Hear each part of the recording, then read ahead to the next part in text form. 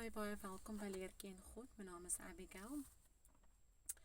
En in hierdie video gaan ons Levitikus 7 doen. Kom ons vra vir die Here om vir ons die woord oop te maak.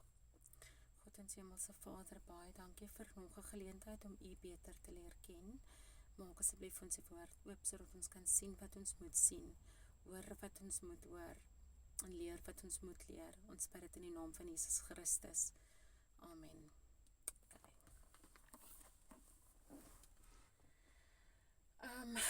En dit is die wet, die opskrif is voorskrifte omtrent die skuld en dankoffers. En dit is die wet van die skuldoffer, dit is hoogheilig. Op die plek waar hulle die brandoffer slag, moet hulle die skuldoffer slag, en hy met die bloed rondom teen die altaar uitgooi.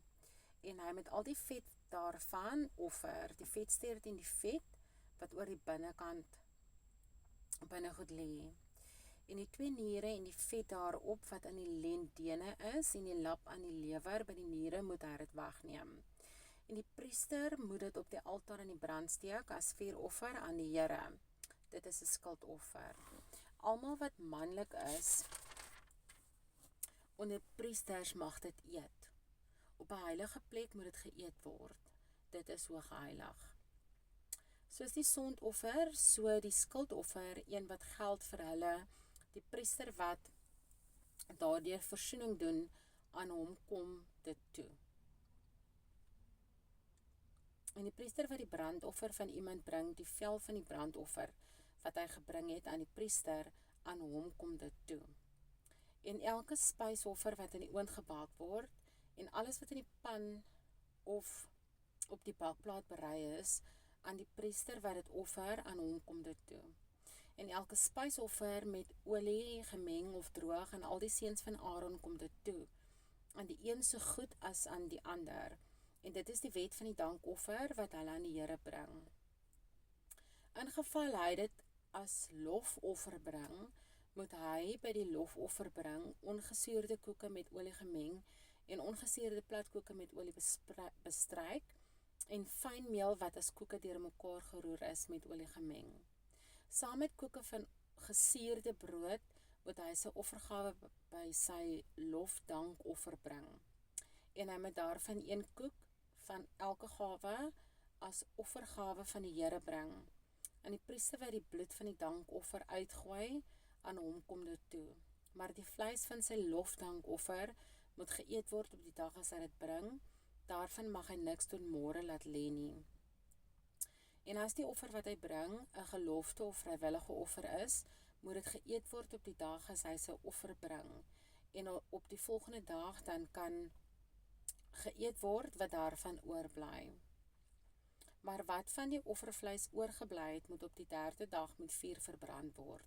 En as daar van die vleis van sy dankoffer op die 3de dag iets geëet word, sal dit vir hom wat dit bring nie met welgevalle aangeneem word nie, dit sal hom nie toegereken word nie. 'n Onrein iets sal dit wees, en diegene wat daarvan eet, moet sy ongeregtigheid dra. En die vleis wat aan iets onreins raak, mag nie geëet word nie. Met vuur moet dit verbrand word. Maar wat verder die vleis betref, elkeen wat rein is, mag vleis eet, maar die een wat vleis eet van die dankoffer wat die Here toekom, terwyl sy onreinheid aan hom is, die siel moet uit sy volksgenote uitgeroei word.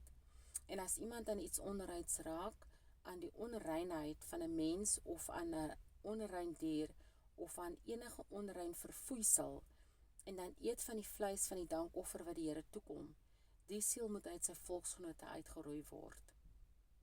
Verder het die Here met Moses gespreek en gesê, spreek met die kinders van Israel en sê, geen vet van 'n bees of skaap of bok mag julle eet nie, maar die vet van aas en die vet van wat verskeur is, kan vir allerlei werk gebruik word, maar jy mag niks daarvan eet nie. Want elkeen wat vet eet van die vee waarvan hulle aan die Here 'n vuuroffer bring, diegene wat dit eet moet uit sy volksgenote uitgeroei word. Ook mag julle geen bloed van die voëls af van vee in enige een van julle woonplekke eet nie. Elkeen wat maar enigstens bloed eet, die siel moet uit sy volksgenote uitgeroei word. Verder het die Here met Moses gespreek en gesê, spreek met die kinders van Israel en sê, hy wat aan die Here sy dankoffer bring, moet self aan die Here die gawe uit sy dankoffer bring. Sy hande moet die 4 offers van die Here bring, die vet met die bors moet hy bring, die bors om dit as beweegoffer voor die aangesig van die Here te beweeg. En die priester moet die vet op die altaar in die brand steek, maar die bors kom Aaron en sy seuns toe. Julle moet ook die regterbout aan die priester as hefoffer gee uit julle dankoffers. Hy weet uit die seuns van Aaron die bloed van die dankoffers en die vetoffer aan hom kom die regterbout as deel toe. Want die beweegbors en die hefbout het ek van die kinders van Israel uit hulle dankoffers geneem en dit aan Aaron die priester en aan sy seuns gegee, as 'n deel wat hulle vir ewig toekom van die kant van die kinders van Israel. Dit is die aandeel van Aaron en die aandeel van sy seuns uit die 4 offers van die Here, op die dag toe hy hulle laat nader gekom het om die priesterampt vir die Here te bedien. Wat die Here beveel het om hulle te gee van die kant van die kinders van Israel, op die dag toe hy hulle gesalf het. Dit is 'n ewige insetting vir hulle geslagte. Dit is die wet vir die brandoffer, die spysoffer en die sondoffer en die skuldoffer en die wydingsoffer en die dankoffer. Wat die Here Moses by die berg Sinai beveel het, op die dag toe hy die kinders van Israel in die woestyn Sinai beveel het, om hulle offers aan die Here te bring. Dit is die einde van Levitikus 7. Basically die verskillende offers en hoe hulle die offers moet bring en die vleis wat hulle moet eet en wat hulle nie moet eet nie.